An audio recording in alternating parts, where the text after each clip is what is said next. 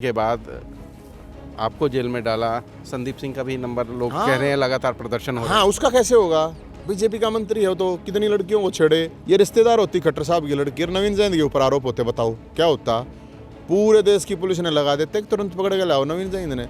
उसको मंत्री पद से भी नहीं हटाया अभी तक, बताओ। जब वो आप सुनने में फर्क रह गया होगा और लिखने से थोड़ी होता। प्रैक्टिकल क्या है वो देखो ना। उनका मतलब ये था कि हमारे मंत्रियों से बेटियों को बचाओ। आप लोगों ने गलत समझ लिया, मैं क्या करूँ। ई खट्टर साहब ने कहा 50,000 दुल्हन तो तैयार हैं। खट्टर साहब का मैसेज आया था 50,000 तो तैयार है। हमने कहा 50,000 तो बात नहीं बना, 5 लाख तो कम से कम चाहिए। और सभी बेरोजगार जो है कोट पैंट में शेरवानी में आएंगे और जिनके पास नहीं है, जो शादीशुदा लोग हैं, वो दे दें वहीं। नवीन जय हिंद अलग अलग मुद्दों को लेकर सरकार के खिलाफ लगातार प्रदर्शन कर रहे हैं और ना सिर्फ प्रदर्शन कर रहे हैं, वो इस प्रदर्शन में आम लोगों से अपील कर रहे हैं और आम लोग भी उनके प्रदर्शनों में शामिल हो रहे हैं। फिलहाल नवीन जय हिंद फरीदाबाद पहुंचे और 14 जो तारीख है मकर संक्रांति को वो फिर से प्रदर्शन करने जा रहे हैं। बात करते हैं उनसे कि किस तरह की तैयारियाँ हैं, कितने लोग पहुँचेंगे इस प्रदर्शन में।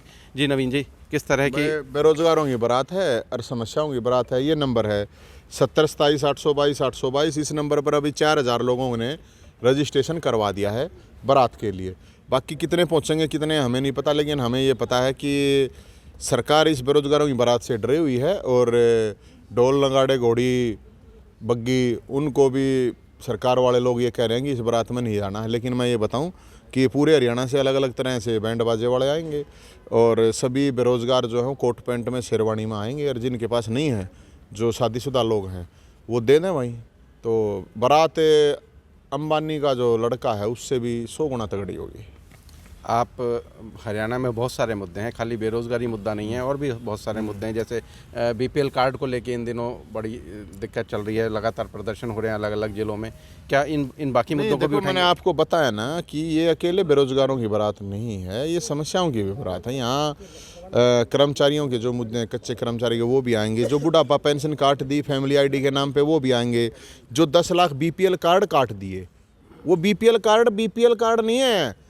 10 लाख गरीबों की गर्दन काट दी बीपीएल कार्ड के नाम पे, और कुछ नहीं है ये। और ये सरकार गरीबों को ही ख़त्म कर देगी तो ऑटोमेटिक कहेंगे कि भाई गरीबी तो ख़त्म होगी। तो हम इस सब लोगों को ये कह रहे हैं जिनकी जो भी समस्याएं, उनकी सबकी समस्याएं वहाँ उठाई जाएंगी और इस बारात में सब आएँ।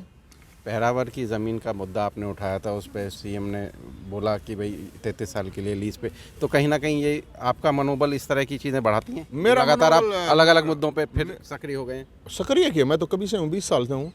मेरा मनोबल कदे डाउन जाता है कौन? मैं क्या करूँ? भोलेनाथ का आशीर्वाद इतना तगड़ा है।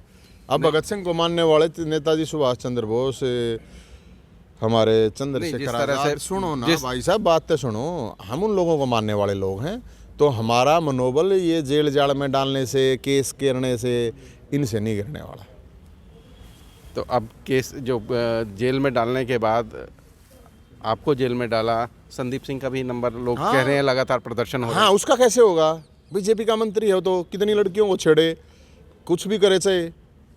वो तो छोरी छेड़ है, लड़की जो छेड़ता है आदमी। आप ये बताओ कि आरोप लगाए, मैंने तो यही तो कहा ना, निष्पक्ष जांच होनी चाहिए, नार्को टेस्ट करा दो दोनों का। अगर लड़की झूठ बोल रही है तो लड़की को जेल में डाल दो, अगर वो बोल रहा है तो। लेकिन अगर खट्टर साहब ये बता दें, ये रिश्तेदार होती खट्टर साहब की लड़की और नवीन जैन के ऊपर आरोप होते, बताओ क्या होता? पूरे देश की पुलिस ने लगा देते, तुरंत पकड़ के लाओ नवीन जैन ने। उसको मंत्री पद से भी नहीं हटाया अभी तक, बताओ। सरकार बेटी बचाओ बेटी पढ़ाओ कह रही है, सीएम डिफेंड कर रहे हैं मंत्री को। अरे जब वो आप सुनने में फर्क रह गया होगा और लिखने से थोड़ी होता। प्रैक्टिकल क्या है वो देखो ना। उनका मतलब ये था कि हमारे मंत्रियों से बेटियों को बचाओ। आप लोगों ने गलत समझ लिया, मैं क्या करूं। अच्छा, एसवाईएल को लेकर लगातार खींचातानी रहती है, हर बार इलेक्शन जब आते हैं तो फिर ये मुद्दा गर्मा जाता है। भाई एक मोटी ही बात है, एसवाईएल के नाम पर बेवकूफ़ बना रहे हैं हरियाणा के लोगों को। जहाँ तक पूरा दक्षिण हरियाणा, फरीदाबाद भी, गुड़गांव भी, इन लोगों के पास पीने के लिए पानी नहीं होता है। एसवाईएल का पानी सुप्रीम कोर्ट डिसीजन दे चुका है। पंजाब का जो किसान है वो भी पैसा नहीं रहना चाहिए, हरियाणा का भी नहीं रहना चाहिए। और बड़ा भाई है पंजाब, तो उसका तो वैसे ज़्यादा फ़र्ज बनता है, छोटे भाई को ज़्यादा दिया जाता है। लेकिन ये जो मुख्यमंत्री ये कहते हैं ना, मेरे को ये समझ में नहीं आती बात है। मुख्यमंत्री का बयान आ रहा था कि हमारा हक है, हमें मिलना चाहिए। मिलने का हनुमान जी आएंगे, मतलब हनुमान जी आओगा ऊपर तक एसवाईएल दिलवाने के लिए? सुप्रीम कोर्ट कह चुका है, सेंट्रल गवर्नमेंट को डायरेक्शन है, अब उसको इम्प्लीमेंट करवाओ। क्या सुप्रीम कोर्ट के, हाई कोर्ट के आदेश जो हैं ये छोटे लोगों पे, गरीब लोगों के ऊपर ही इम्प्लीमेंट करने के लिए है क्या? तो फिर सुप्रीम कोर्ट का ताला लग जाएगा, फिर कौन सुप्रीम कोर्ट की इज्जत कैसे रहेगी ये बताओ? अगर सुप्रीम कोर्ट को डिसीजन नहीं मांगेंगे तो कल लोग खड़े हो गए कहेंगे हम नहीं मानते। फिर अगर सुप्रीम कोर्ट के डिसीजन को ये नहीं मानेंगे तो कल गरीब लोग घर तोड़ोगे तो हम भी खड़े हो जाएंगे। फिर क्यों भाई, पहले सुप्रीम कोर्ट का लागू करवाओ फिर मानेंगे। वो सिंहपुरम हाई कोर्ट का नाम लेकर घर तोड़ने के लिए सरकार जा रहा है बार बार। हम ये कह रहे हैं पहले सुप्रीम कोर्ट का SYL का डिसीजन लागू करवाओ फिर तोड़न जाइए। अच्छा, इन दिनों राहुल गांधी की भारत जोड़ो यात्रा की चर्चा बहुत है, किस तरह से देखते हैं आप? मैं राजनीति क्योंकि बहुत सारे लोग जुड़ रहे हैं। तो मैं राजनीति में हुए नहीं भाई, मैं क्या बताऊं किसकी यात्रा की है। ठीक है, यात्रा पैदल चलने से शरीर ठीक रहता है, चलना चाहिए, ज़्यादा से ज़्यादा लोगों को चलना चाहिए, लेकिन हाथ में तख्तियाँ लेके चले तो अच्छा है कि ये मुद्दा है और ये सबको चलना चाहिए। एक राहुल गांधी के चलना तक ये वो है। मैं तो इतना कहूँगा कि सरकार का मतलब होता है जनता की सेवा और विपक्ष का मतलब होता है जनता के लिए संघर्ष। ना सेवा हो रही है ना यहाँ पे संघर्ष हो रहा है। पिछले 8 साल में विपक्ष के किसी भी नेता पर 8 बार भी अगर पैदल चला हो तो मुद्दों के लिए एक भी केस लगा हो तो मेरे पता नहीं 12 केस लगा दिए। तो एक 4 दिन यात्रा करे तो कोई थोड़ी चीज़ बदले आ रहे हैं। नहीं, जिस तरह से लोग मतलब जो माना जाता है कि जो संघर्ष, आप भी संघर्ष कर रहे हैं और अंतिम जो लक्ष्य है वो राजनीति ही है। अरे मेरे भाई, ये राजनीति छोड़ के आया हूँ मैं जिस राजनीति में था, मैं जहाँ जिस लेवल पर था उसके लिए पहुँचने के लिए लोग पता नहीं क्या क्या करते हैं। मैं ये सारी चीज़ें छोड़ के आया हूँ। मेरा मकसद सिर्फ जनता को जगाना है। जब राजनीति में आऊँगा तो राजनीतिक सवालों के जवाब दे दूँगा। ई भैया अच्छा नहीं लगता कि ये बुढ़ा की पेंशन बनवा दी, खेल कोटा बहाल करवा दिया। ई खट्टर साहब ने कि 50,000 दुल्हन तो तैयार हैं।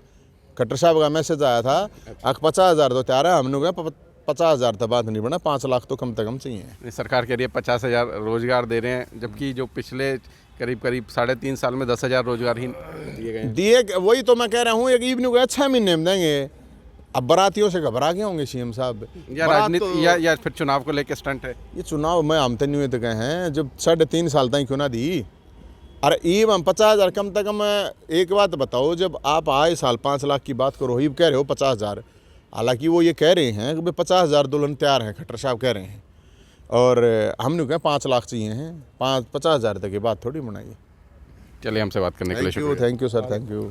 तो ये थे नवीन जयहिंद जो बोल रहे थे कि 14 तारीख को मकर संक्रांति को वो अलग अलग मुद्दों को लेकर संघर्ष करेंगे। ना केवल इसमें बेरोज़गारी का मुद्दा होगा, बल्कि जिस तरह से BPL कार्ड काटे गए हैं लोगों के, बुज़ुर्गों की पेंशन काटी गई हैं, वो तमाम मुद्दे होंगे और जनता इसमें शरीक होगी। हरियाणा तक के लिए फरीदाबाद से सचिन गौड़।